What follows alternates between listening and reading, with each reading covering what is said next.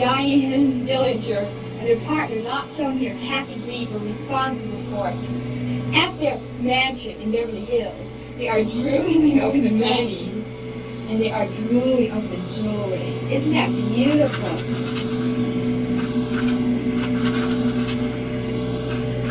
All that money. Sergeant Sexy of the police department came up on it. She drew her gun and showed them her badge. They jumped up, but their partner, Kathy Green, got her. And strangled her. She fell to the ground. They took her gun. They couldn't decide what to do with her. So they dumped her in the water.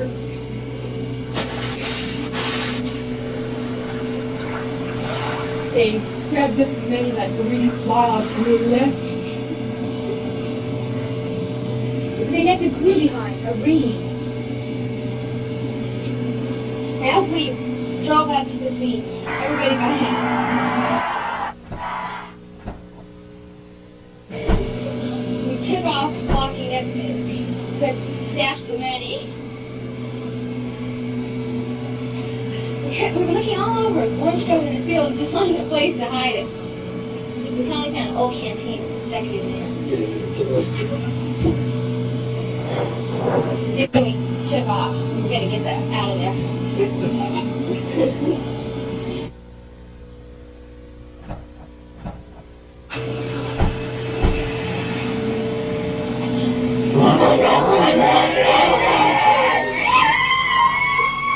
I arrived on the scene shortly after the murder had occurred.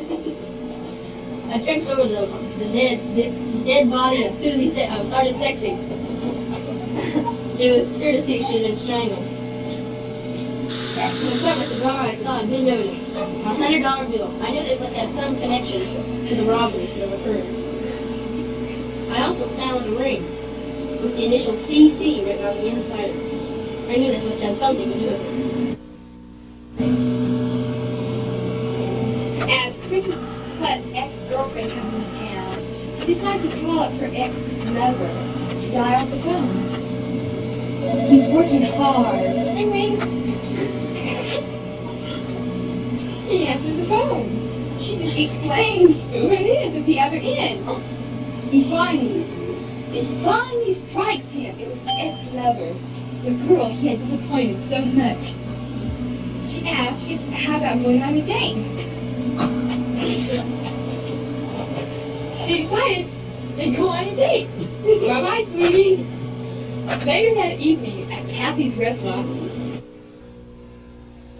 Susie Shaky walks up casually, impatiently waiting for her long-lost lover. But then he arrives. Here he comes! Mr. America! He hands her a pink corsage, just perfect to match her dress.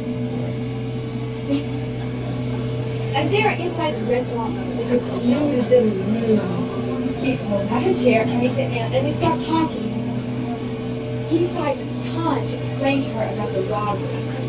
So as they ordered a drink, hard liquor, man, he explains to her, and he decides that if he gives her one of the most valuable necklaces, she'll keep her mouth shut. She takes it. She's overwhelmed with joy. As Chris slobbily drinks his liquor, they finish off their drinks, and they decide it's getting late. And besides, Chris is in a hurry for something. She jumps out of her chair without a moment's notice.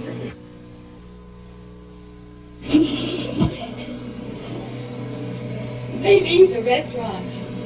After a little persuasion, he kisses her hand, as if he's ever to move.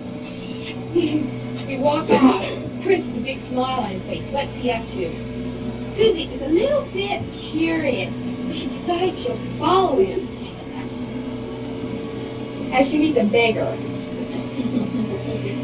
She follows him. He looks back, but he doesn't see her. She hides behind a big pine tree. And then she runs. And as I meet my lover running down the street, oh, what joy. We haven't seen each other for 2 hours. We make a great big shake of hands.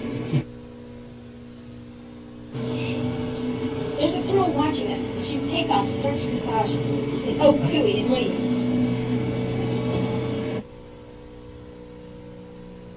I am very upset with him. I'm in tears.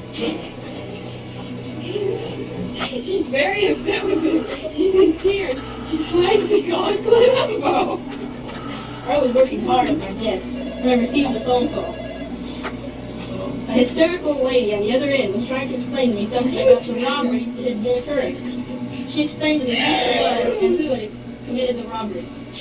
I took down the information she had given me and decided to go check it out right away. I went to the headquarters to check out her story with the robberies.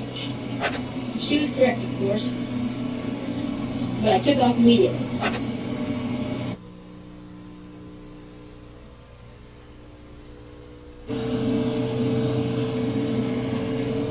The next day, as we were making plans for another bank robbery, Susie walked up.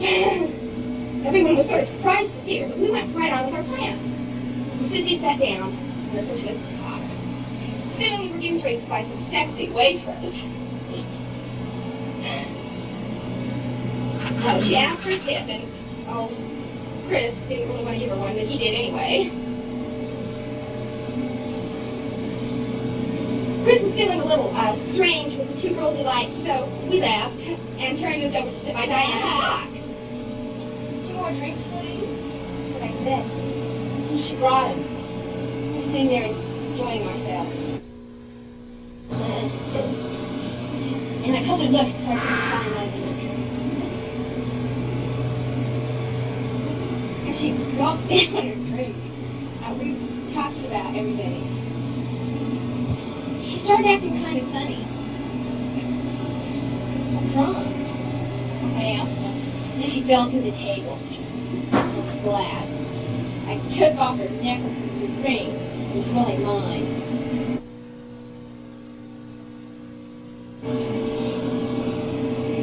Because I stuffed it in my pocket and tried to drag her away. As I was burying her, I thought it would be decent enough just to give her a cross. The only decent thing I could do. Then I left.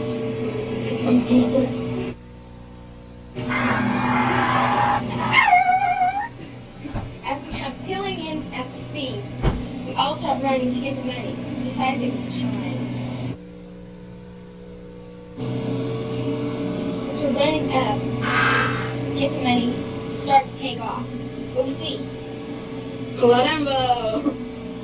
I knew they were here from what the lady on the phone had told me. They started to run, so I ran after them. I told him to halt, but they wouldn't stop. I shot. I hit the crib. He threw the money and fell to the ground. Kathy Greaves ran to get the money, but I stopped her just in time. I went over to get Diane Dillinger, but she was grieving over the dead Chris. I startled her with the hot point of my gun.